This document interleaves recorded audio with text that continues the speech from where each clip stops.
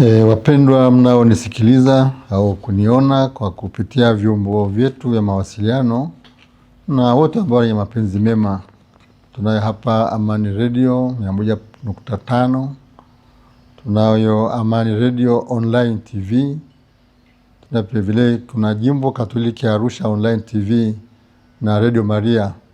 Ni vyombo ambavyo tunavitumia kufikisha ujumbe wetu kwa familia na jamii mbalimbali na watu ambao wana mapenzi mema. Tumsifu Yesu Kristo. Mimi ni Askofu Isaac Amani, Jimbo Kuu Katoliki Arusha.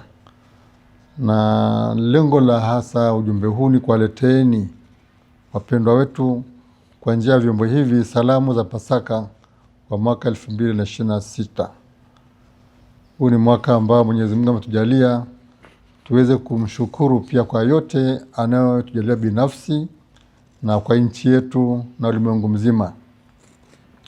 Tumejiandaa vizuri wakati wa Kwaresma, tukiongozwa hasa na ujumbe wa Kwaresma wa maaskofu wetu uliokuwa na kauli mbiu, ndugu, msichoke kutenda mema. Kila mtu atakuwa amevuna kutokana na juhudi alizoweka katika kuifanyia kazi kauli mbiu hiyo. Tukihimiza kutenda mema, maana Mungu ni mwema na anatenda kutupitia sisi watoto wake. Tunamshukuru Mwenyezi Mungu kwa mafanikio yaliyopatikana kwa watu binafsi na pia kwa jumuiya zetu, hasa familia zetu, jumuiya mbalimbali ndogo ndogo, jumuiya za watawa, wanafunzi, kwenye makazi yetu, popote pale ambapo watu walipenda kutafakari kutenda mema kama ufunguo wa kumtambulisha Kristo na binadamu ambaye ameumbwa ndani mwetu kwa njia ya ubatizo. Sisi tuliojaliwa kuiona Pasaka mwaka huu, yatupasa kutafakari ushindi wa Kristo katika maisha yetu. Kristo kweli ana ushindi gani katika maisha yetu? Kinachomtofautisha mfuasi wa Kristo na asiye mfuasi wa Kristo ni jambo moja: imani kwa Yesu mshindi. Ushindi wake unategemeza mambo yetu yote. Ndio sababu ya furaha yetu na hasa ndio lengo la maisha yetu na imani yetu. Tunashuhudia katika maisha ya mitume ambao waliishi na Yesu. Wenyewe tangu alipoitwa walibadilika. Mtindo wao maisha ukawa tofauti kabisa tangu anze hatua ya kwanza kumfuasa Kristo mpaka mwisho walipotoa maisha yao. Hawakurudi nyuma. Isipokuwa Iskariote ambaye licha ya kwamba amesafiri na wenzake katika safari hiyo ya shule hiyo na malezi hayo, ilifika mahali pagumu kwa sababu alikataa kubadilika. Aling'ang'ania mazoea. Aling'ang'ania yaliyompendeza. Licha ya kukemewa, licha ya kuona mafundisho magumu na miujiza, hakuiva kama wenzake. Lakini basi kwa upande wa mitume, tangu wamjue Yesu mpaka mwisho wa maisha yao hawakurudi nyuma. Tubaki na hilo fundisho kubwa. Tangu batizo mpaka kuingia mbinguni ni jambo la kutunza sana, kwa sababu lengo la ubatizo ni kufika mbinguni. Tunazaliwa upya ili tuishi maisha mapya. Mitume walikuwa na bahati kubwa ya kuishi na Yesu. Walikula naye mezani. Waliyasikia mafundisho yake kwa ukaribu. Na akawafunulia, akafafanua mifano mbalimbali waweze kuelewa kwa undani zaidi. Lakini pia akashuhudia miujiza yake yalilenga anayesaidiwa, sio kumlenga Yesu. Na kwa njia hiyo utukufu wa Mungu kawafikia watu. Na ndio maana tunapoangalia miujiza ya Yesu tunashuhudia utendaji wa Mungu katika nafsi ya binadamu kwenye nafasi mbalimbali. Sisi tunajiuliza, tutawezaje basi kuishi na Yesu? Kula pamoja naye inawezekana kweli? Kuyasikia mafundisho yake na kuona miujiza aliyofanya, haya inawezekana? Ndiyo, inawezekana. Kwa vipi? Kwa kumtambua Yesu mshindi ambaye alizikwa lakini akatoka kaburini. Ni mshindi katika familia zetu. Je, mahusiano yetu katika familia yanaboreka kwa kuadhimisha Pasaka? Tunapoalikwa tuna ukarimu wa kupeana msamaha. kuomba msamaha, kupatana, kuondoa makwazo mbalimbali, kujitambua katika mwaliko mkubwa wa safari ya mbinguni. Katika nafsi zetu, mwili na roho tumefanywa ni hekalu la Roho Mtakatifu. Je, twajitunza kwa usafi huo, kwa unadhifu huo, na kufurahia pia huo muungano? Pia katika jumuiya zetu tumefanya uchaguzi juzi. Sasa tunaweka wapi uongozi mpya, malengo mapya ya jumuiya yetu? Kristo mshindi anaonekana humo? Yale ambayo yalikwaza kipindi kilichopita, tunafanyia kazi namna gani ili tuendelee mbele tukikua na kuimarika zaidi? Na kwenye jimbo letu, mipango ya jimbo, mipango ya parokia, tunajiweka wapi binafsi ili ushiriki wa kila mmoja uoneshe kweli moyo wa Kristo mshindi, neema yake ikionekana zaidi. Mabadiliko ya kutoka uduni na dhambi na kukumbatia maisha mapya ndio yanayotakiwa yaonekane kwa mfuasi wa Kristo. Mabadiliko. Mtume Paulo anaeleza hivi, anasema, mkiwa mmefufuliwa pamoja na Kristo, yatafuteni aliyo juu, Kristo aliko ameketi mkono wa kuume wa Mungu. Anatuambia, yafikirini yaliyo juu, sio yaliyo katika nchi. Kwa maana mlikufa na uhai wenu umefichwa pamoja na Kristo katika Mungu. Kristo atakapofunuliwa, aliye uhai wetu, ndipo na ninyi mtafunuliwa pamoja naye katika utukufu. Tunasoma hilo kwenye Wakolosai sura ya 3 aya ya 1 hadi ya 4. Kwa hiyo ndugu zangu, tunaposherehekea Pasaka, tujue kwamba maana hasa na lengo la Pasaka tunayofanya sisi sasa hivi, tunaadhimisha tukio kubwa ambalo lilileta mapinduzi kwenye historia ya wanadamu. Adhimisho hili ni kushangilia ushindi wa Yesu, ushindi wa uzima dhidi ya mauti. Hivyo kwamba kifo hakitutishi tena, ni mlango wa kuingia mbinguni, ni mlango kutoka maisha haya tunafahamu kuingia katika umilele. Ushindi wa neema dhidi ya hofu na uasi. Neema ni ule uzuri na uzima wa Mungu maishani mwetu na katika mahusiano yetu. Sasa hofu na uasi unatuondoa kwenye mwanga, kwenye utukufu.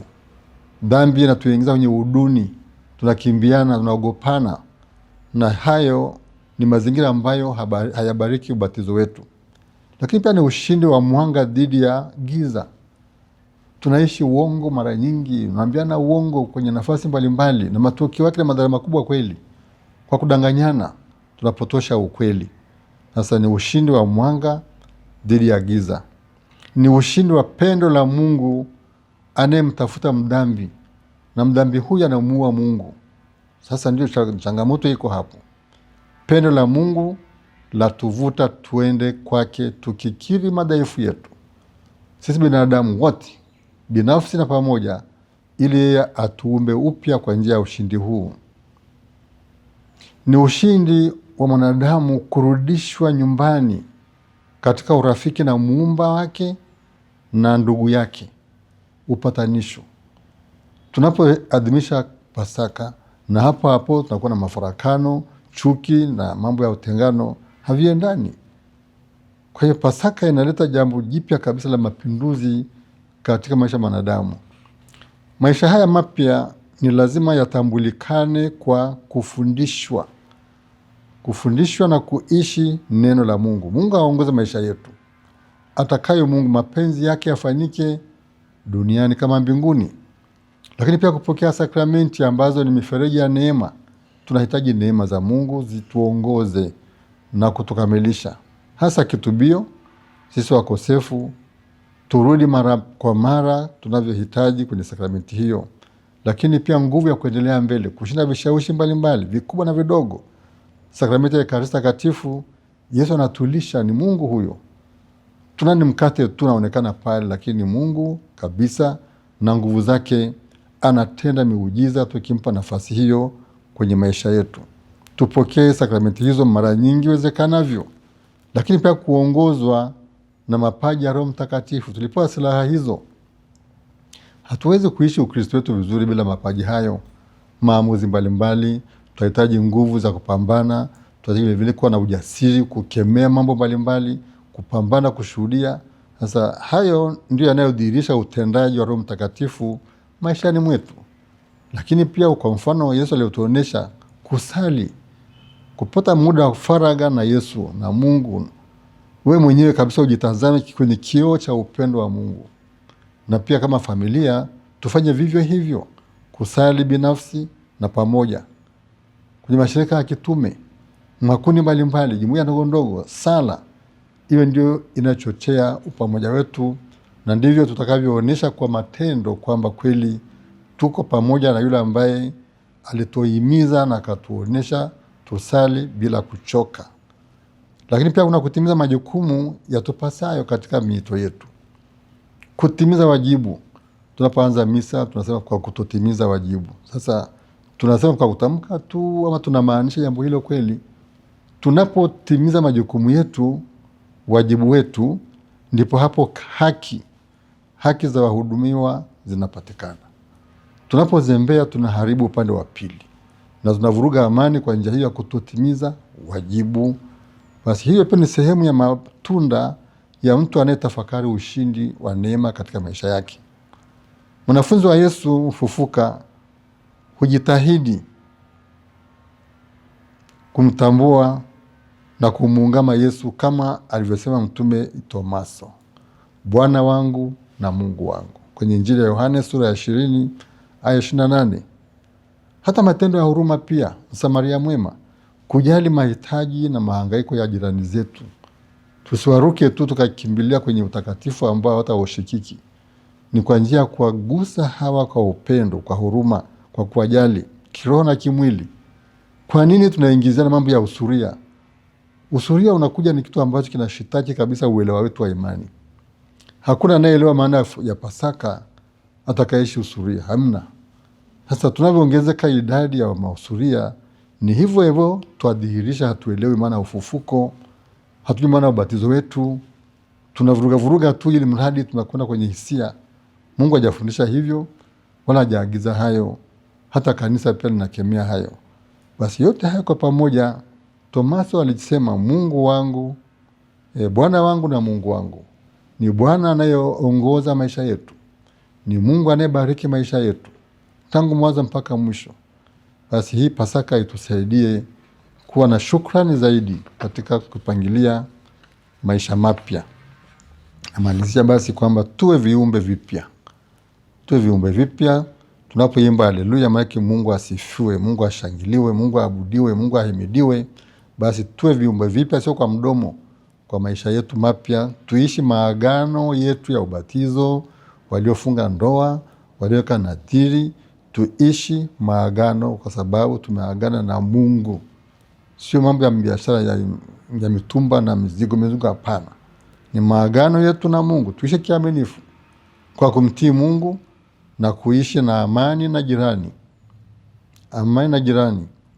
Tukikesha katika imani mpaka Bwana atakaporudi. Ndivyo tutatangaza ufalme wa Mungu kwa njia ya maisha yetu, na Pasaka itakuwa kweli ni ushindi unaoleta kishindo kizuri kwenye familia na mahusiano yote. Tushinde ubaya kwa wema, tusishindane katika mabaya, bali tushinde neema ya Mungu ionekane, mwanga uonekane, sio giza. Tusichoke kutenda mema. Maana tuliambiwa kwenye Injili ya Mathayo, iweni watakatifu kama Baba yenu wa mbinguni alivyo mtakatifu. Na utakatifu wake uonekana kwenye kusamehe, kwenye kuhurumia, kutobagua. Sasa hayo ndio ambayo tunayaomba Mungu atujalie kwenye Pasaka hii. Natakieni kwenye familia zetu, jumuiya zetu, makundi yote ya binadamu, ndani na nje, magerezani huko, popote pale aliko watu, natakia Pasaka njema. Bwana amefufuka kweli kweli, tuimbe haleluya. Natakieni kwa nafasi hii Pasaka ya baraka na neema tele, na Bwana atujaze furaha yake sasa na siku zote. Natakieni ya Pasaka. Asanteni sana.